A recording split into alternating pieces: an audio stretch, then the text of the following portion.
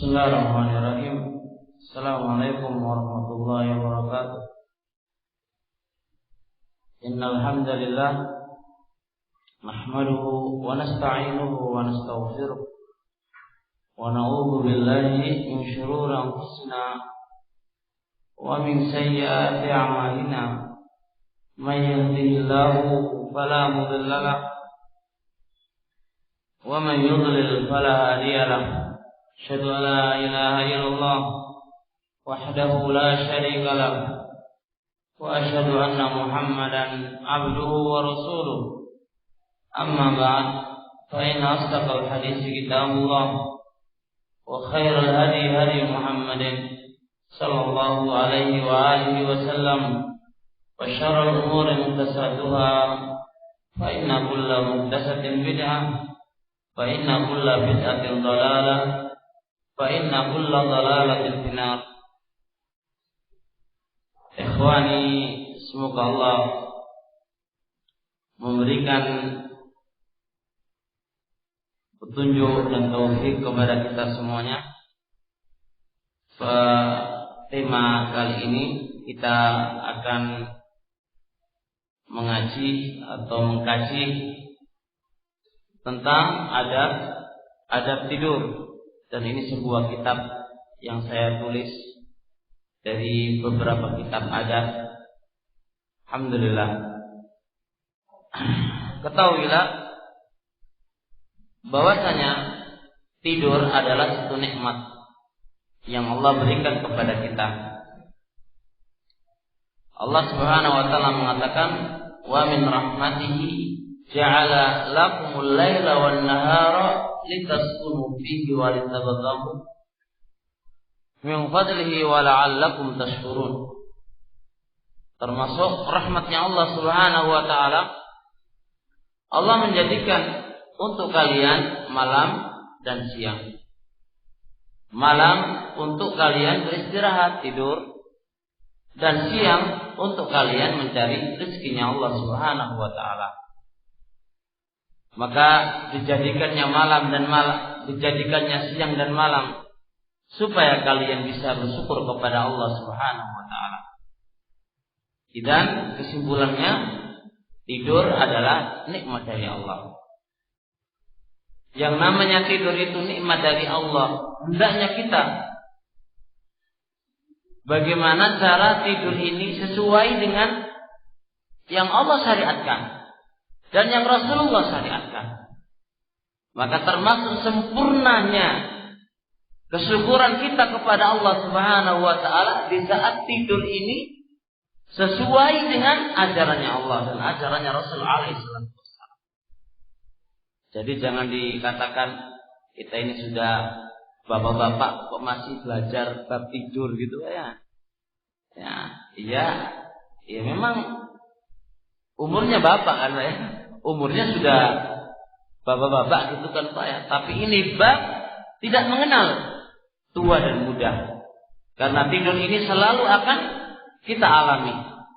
Bagaimana caranya kita tidur sesuai dengan sunnahnya Rasul alaihi salatu wassalam dan syariatnya Allah Subhanahu wa taala.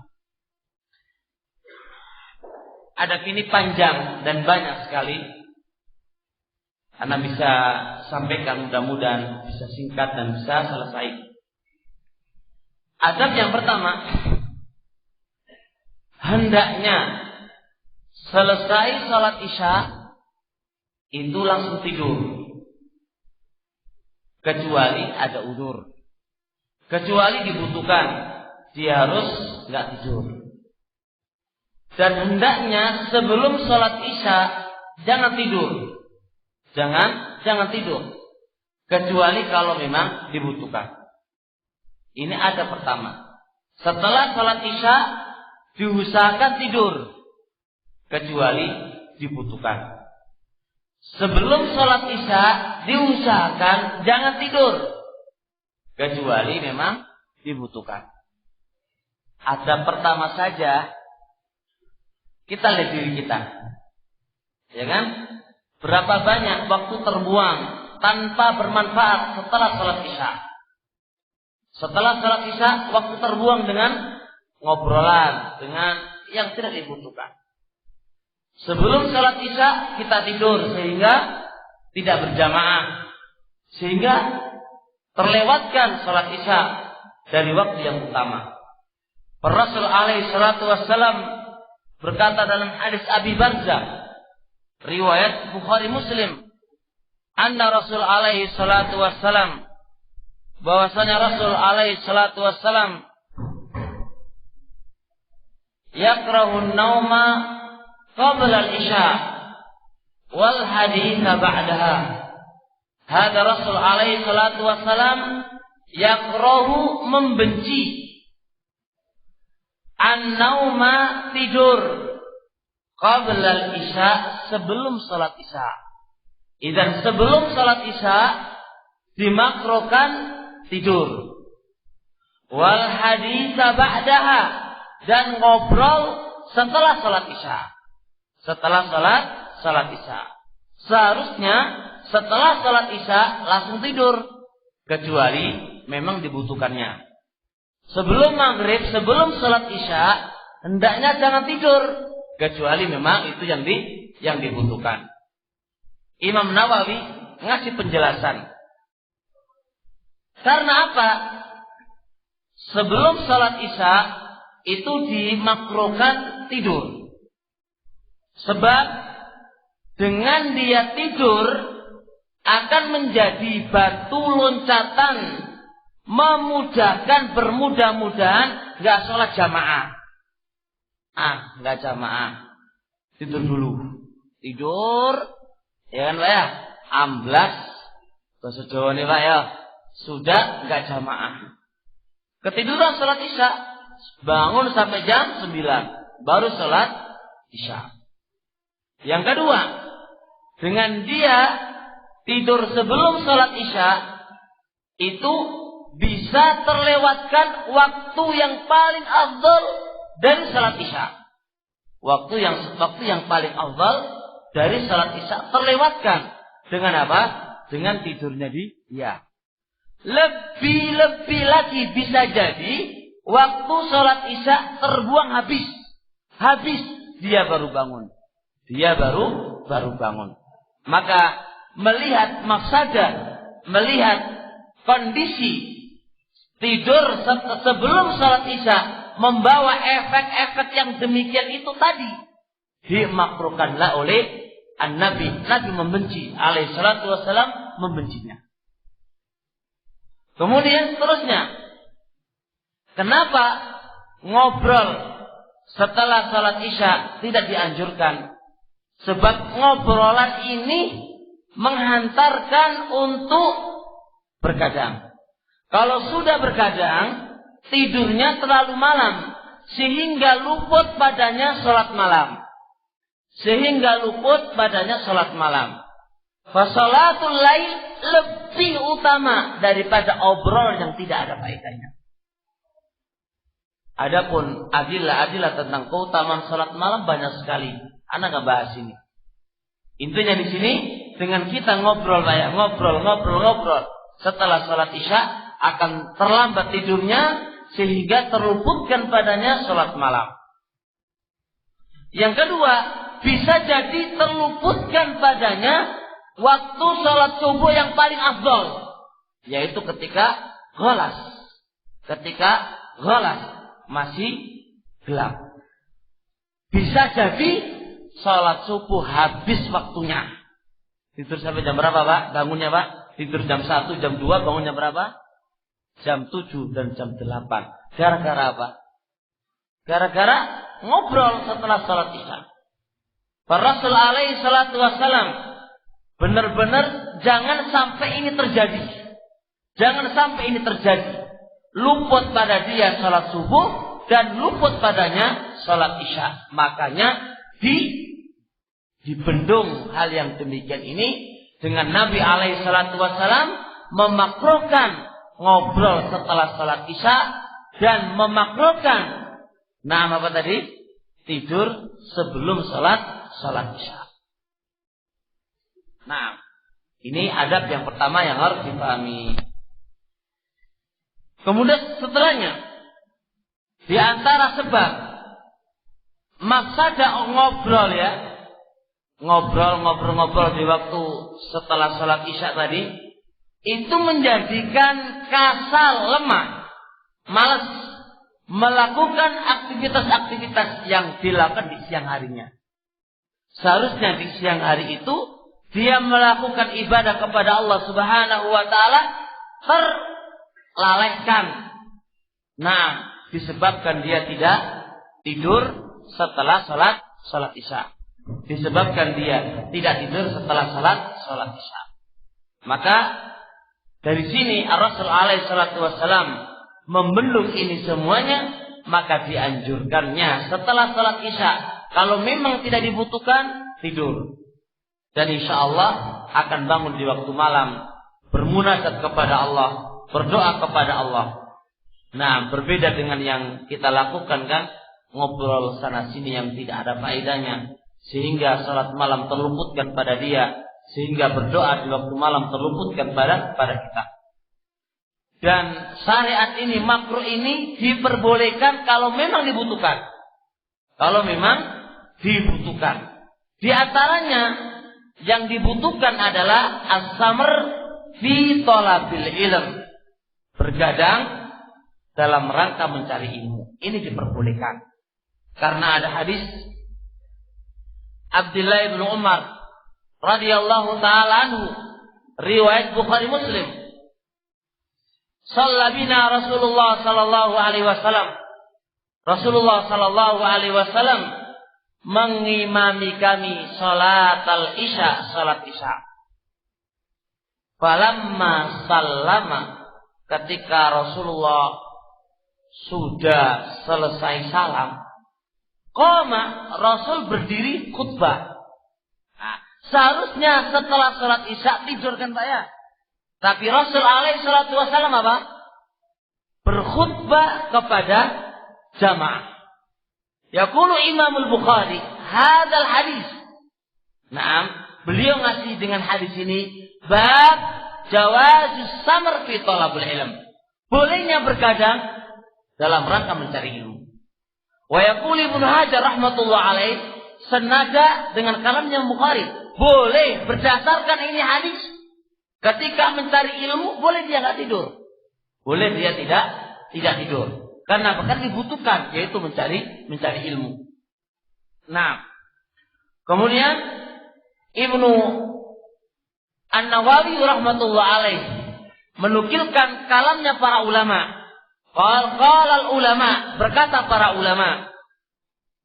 Kata beliau, al-makruh, dihukumi makruh fil hadis, ketika ngobrol ba'dal isya, setelah salat isya, itu fil umur la maslahatalah, pada perkara-perkara yang tidak ada maslahatnya, pada perkara-perkara yang tidak ada kebaikannya, maka ini dihukumi makruh. Adapun kata beliau, amma ma fihi maslahatun wa khair, adapun kalau itu ada maslahatnya dan ada kebaikannya, fala yukra, maka itu enggak dibenci. Fala yukra, enggak dibenci. Kapan itu? Kalau ada maslahatnya dan ada kebaikannya. Di antaranya beliau sebutkan adalah na'am mudarasatul ilm, murajaah ilmu, belajar ilmu. Bahada itu maslahah wa fi khair. Fi maslahah bi khair. Kedua dia contohkan na'am ikramu dhuyuf, memuliakan tamu. Fahada fa'ikhwan fi maslahah wa fi khair. Dan kemudian dicontohkan oleh beliau ketika waktu zifaf ya, apa zifaf? Malam pertama enggak langsung tidur Pak, ya ngobrol dulu lah gitu kan, Walaupun setelah salat isya ngobrol, yakni pertemuan dan ngobrolan ada ketika dibutuhkan fi maslahah. Kemudian juga terkait dengan pendidikan seorang bapak kepada anaknya, kepada istrinya, kemudian ta'anus, bersenang-senang dengan istri dan kepada anak. Kullu hadhi fi maslahah. Wa fi khair, kata Imam Nawawi rahmatullahi alaih. Nah, kemudian juga di dalam hadis Ibnu Abbas, kata Ibnu Abbas bitu fi baiti Maimunah. Saya bermalam di rumahnya Maimunah. Ketika Rasul alaihi salatu wasalam selesai salat Isya, fatahajjasa Rasulullah ma'a ahlihi sa'atan tsumma raqada. Selesai salat Isya, Rasul alaihi salatu wasalam ngobrol sama istrinya sesaat, kemudian tidur. Ini menunjukkan bahwasannya muhadatsa, ngobrol bersama istri, nah itu perkara fi masalah fi khair, dan itu diperbolehkan. Itu diperbolehkan. Jadi jangan memahami Nabi memakruhkan ya ngobrol setelah salat Isya. Jadi sama istri udah langsung tidur aja ya. Lah ngobrol wala apa ya? Nanti gimana Pak ya? Ini termasuk perkara yang diperbolehkan ya. Fi masalah wa fi khair. Kemudian selanjutnya, jadi faedah atau adab yang pertama apa ini Pak? Diusahakan. Kalau memang tidak ada faedahnya, tidak ada maslahatnya, setelah salat Isya tidur. Mudah-mudahan dengan tidur awal bangun di akhir, dia bisa salat malam bermunajat kepada Allah. Jelas? Dan diusahakan pula jangan sampai sebelum salat Isya dia tidur. Sebelum salat Isya dia tidur. Ini akan menyebabkan apa? Batu loncatan meninggalkan jamaah. Enggak jamaah. Sebagaimana kita katakan tadi dari kalamnya Imam Nawawi rahmatullah alaih. Adab yang kedua, diusahakan sebelum tidur dia berwudu. Diusahakan sebelum tidur dia memiliki wudu. Ini berdasarkan dengan hadis Bara' ibnu Azib radhiyallahu ta'ala anhu. Diusahakan sebelum tidur dia punya air wudu. Ini berdasarkan dengan hadis Bara' ibnu Azib radhiyallahu ta'ala anhu. Qala Rasul alaihi salatu wassalam, "Idza akhadta madja'aka fatawadda'a wudu'aka lis-shalati." Apabila engkau hendak menempati tidur kamu, maka hendaknya engkau berwudu sebagaimana wudunya kamu sholat. Ini menunjukkan hendaknya sebelum wudu, sebelum kita datang ke tempat ranjang kita, ke tempat tidur kita apa? Wudu dulu Pak ya, wudu dulu. Wudu dulu. Diusahakan semisal itu. Diusahakan kita berwudu dulu. Kemudian seterusnya, hadis Mu'adz ibnu Jabal. Hadis Mu'adz ibnu Jabal. Gak usah pakai ini Pak. Hadis Mu'adz ibnu Jabal.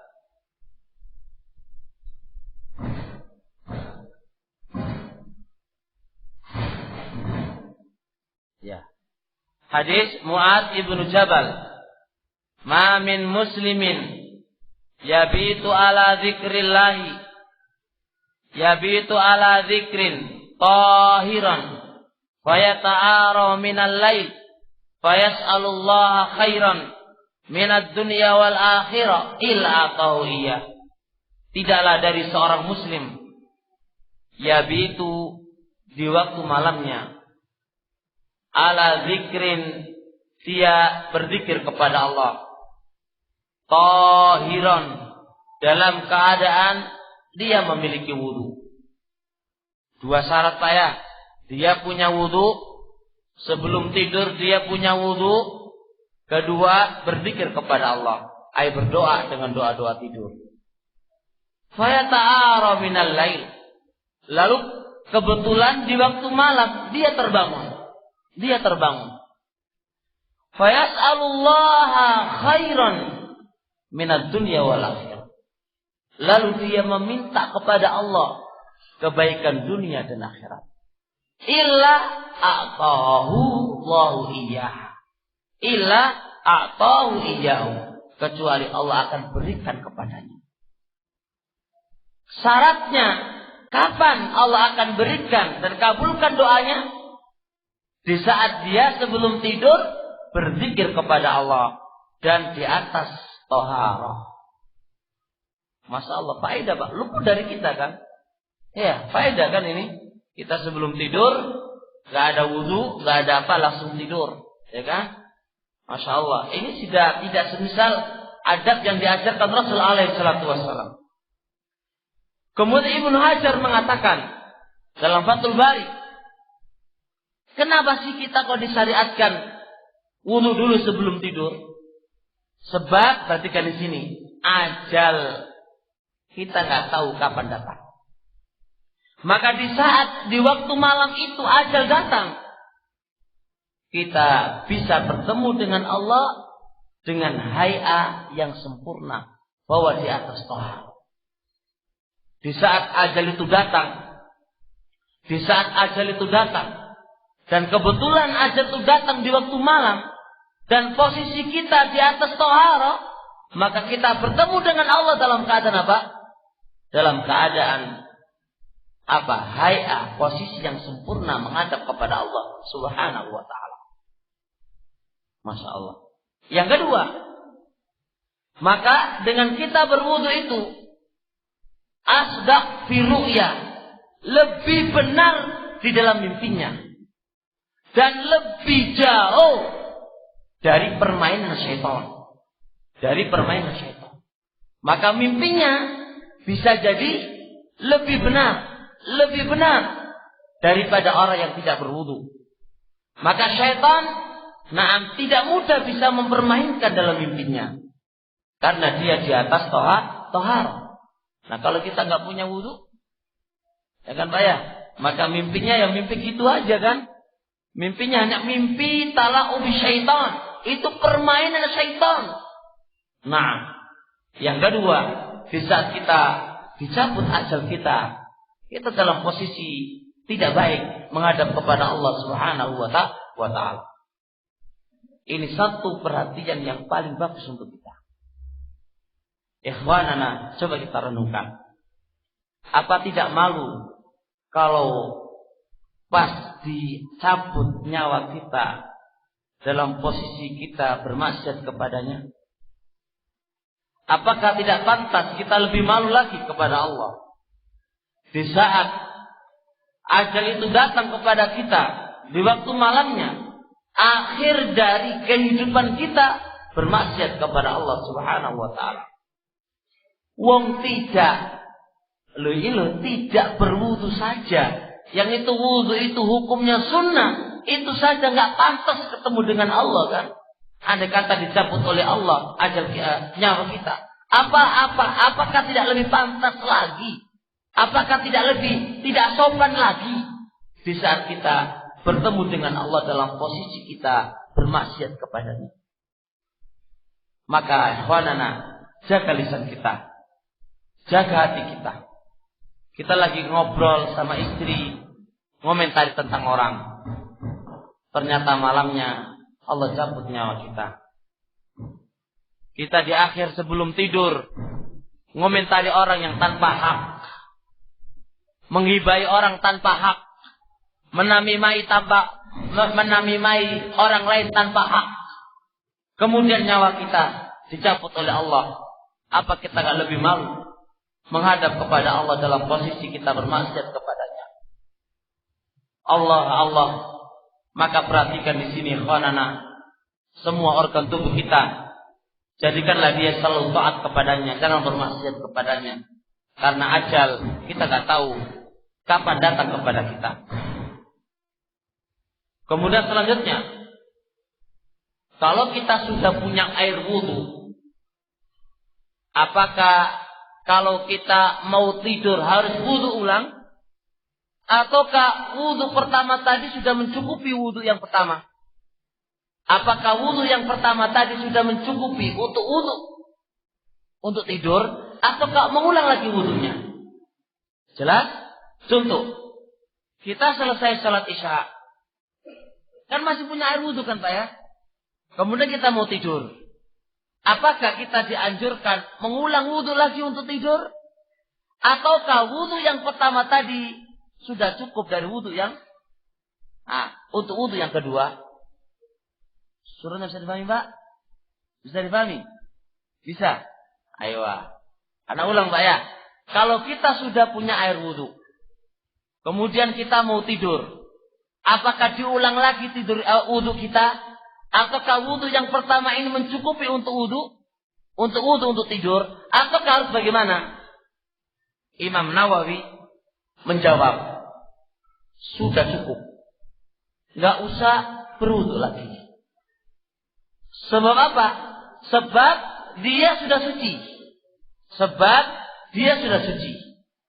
Karena maksud daripada disyariatkannya wudhu itu supaya engkau bertemu dengan Allah dalam keadaan suci ketika ajal itu datang kepada engkau di waktu malamnya. Sedangkan engkau sudah suci kan? Jadi gak butuh mengulang lagi. Karena hikmah, ilah, sebab disyariatkan wudhu sudah ada pada Anda. Yaitu apa? Yaitu ketika engkau sudah ala toharah. Ketika engkau itu di atas toharah. Paham Pak ya? Jadi nggak butuh mengulang lagi. Mengulang lagi. Karena apa kok nggak butuh mengulang lagi? Karena hikmah disyariatkannya wudhu sudah ada pada kalian. Itu penjelasan Imam Nawawi. Jadi apa? Yang terpenting ketika mau tidur itu kita di atas tohar. Makanya kalau kentut ya wudhu lagi, Pak. Wudhu lagi. Yang penting akhir dari engkau memejamkan mata itu dalam posisi tohar. Nah, kemudian seterusnya adab yang nomor 3. Dianjurkan dan disyariatkan dan disunahkan posisi tidur di atas lambung yang kanan. Bukan bentuknya tengkurap atau melumah. Ya. Dan insya Allah kita akan bahas di akhir pembahasan posisi tidur yang diperbolehkan dan yang tidak diperbolehkan. Tapi yang kita bahas ini sunnah dulu Pak ya. Hukumnya sunnah dan disyariatkan posisi tidur di atas lambung yang kanan. Bukan tengkurap atau melumah. Ini berdasarkan dengan hadis Rasulullah alaihi salatu wasalam min hadis Bara ibn Azib, "Tsumma taji ala shikikal aiman." Kemudian berbaringlah di atas lambung yang kanan. Tsumma taji ala shikika al aiman. Kemudian berbaringlah di atas lambung kamu yang kanan. Maka posisi tidur yang sunnah Pak adalah di atas lambung yang kanan, bukan ngelumah atau tengkurap atau yang lain. Jelas ini Pak? Sudahkah kita menjalankan ini sunnah Pak? Sudahkah kita sudah menjalankan ini sunnah? Ini pertanyaan untuk kita kan Pak ya. Nah, kemudian Imam Nawawi menjelaskan posisi tidur ini kata beliau adalah hukumnya sunnah. Karena yang datang adalah perbuatan Nabi alaihi salatu wassalam. Dan perbuatan Nabi itu hukumnya sunnah Pak. Perbuatan Nabi itu adalah hukumnya sunnah. Karena yang datang hanya perbuatan Nabi alaihi salatu wassalam, maka posisi tidur semisal ini adalah hukumnya sunnah. Kemudian apa faedahnya kita kok tidur di atas lambung yang kanan? Faedahnya adalah 2 poin. Poin pertama, tidur ini membikin cepat bangun. Tidur ini adalah membikin cepat bangun.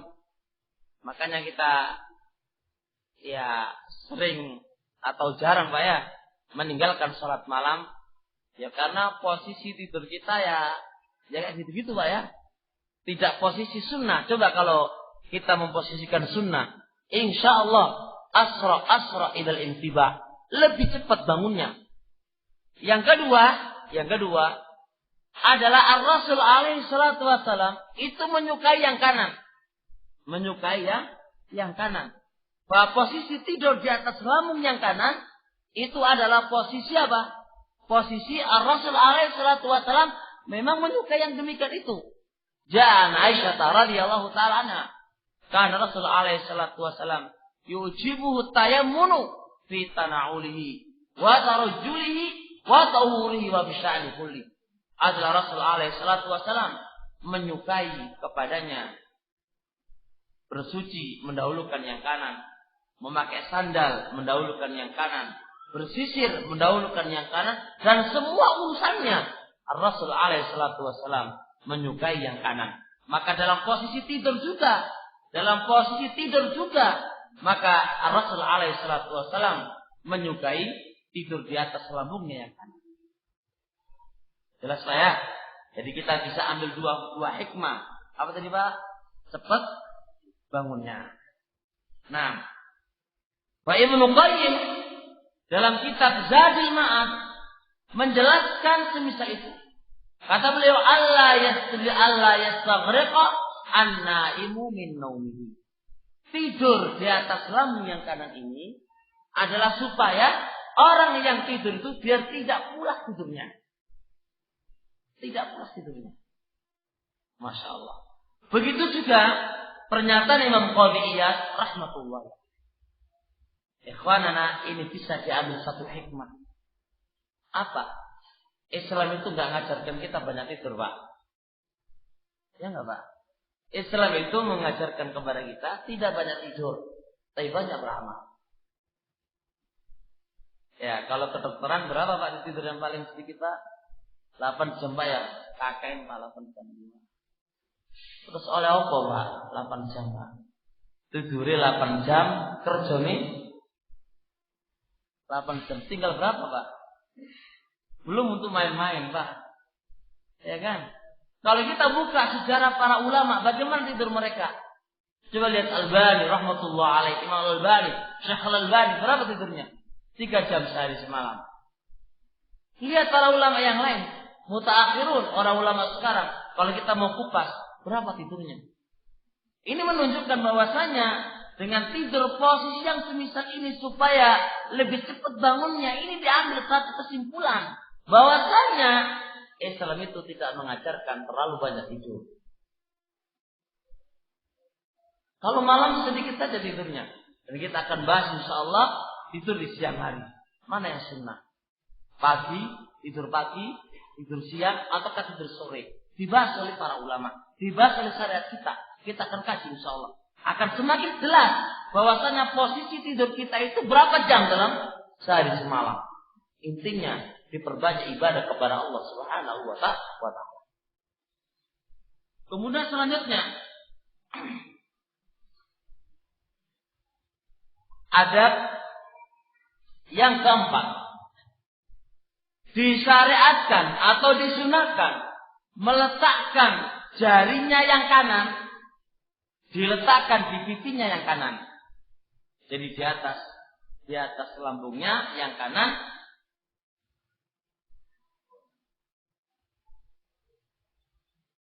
Kurang 16 menit Pak ya. Oh, kurang 16 menit. Ya. Jadi ingat ini. Kita tadi tidur di atas lambung yang kanan. Adab yang selanjutnya, telapak tangan yang kanan diletakkan di bawah pipinya yang kanan. Jadi tidurnya jangan begini. Jangan begini lagi Pak ya. Jangan begitu jadi kamar mandi gara Jawa ya. Yang sunnah adalah bukan begitu caranya. Yang diajarkan Nabi alaihi salatu wasallam, telapak tangan yang kanan ini diletakkan di pipinya yang kanan. Ini berdasarkan dengan hadis Bara ibnu Azib radhiyallahu ta'ala anhu. Nabi alaihi salatu wasallam, bahwasanya Nabi alaihi salatu wasallam idza akhadha matja'ahu, apabila beliau hendak menempati tempat tidurnya mau tidur, wada'a kaffahu yumna, meletakkan telapak tangan yang kanan tahta khadjil ayman, di bawah pipinya yang kanan. Hadis jelaskan ini riwayat Tirmidzi. Hadis ini jelas Rasul alaihi salatu wasallam mengajarkan kepada kita posisi tangan itu di manakah di saat kita tidur, di bawah di bawah pipi yang kanan. Dan Imam Bukhari menjelaskan bab disyariatkan. Yadau yadahu takhta khaddi, disyariatkan yang meletakkan telapak tangan yang kanan di bawah pipinya yang kanan. Jadi posisi bukan begini Pak ya, atau begini, tidak, itu bukan sunnah. Sunnahnya diajarkan Nabi alaihi salatu wasallam semisal itu. Nah, kita cukupkan dulu karena sudah waktunya Isya. Subhanakallahumma wa bihamdik, asyhadu alla ilaha illa anta, astaghfiruka wa atubu ilaik.